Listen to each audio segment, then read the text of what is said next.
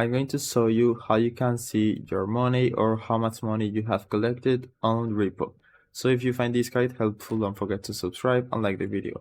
So as you can see, there is a quota I need to reach at the top right, and after you collect all the items and put them at the extraction point or the card, you can see the amount of money you have reached right here on the card.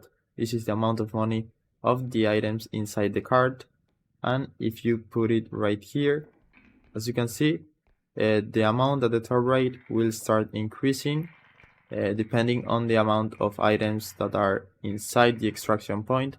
So just do it like this, and after you have reached the quota, the extraction point will start completing and it will receive or get all the items you have put inside, and this way you can complete levels on R.E.P.O. So that's it. I hope it was helpful and thanks for watching.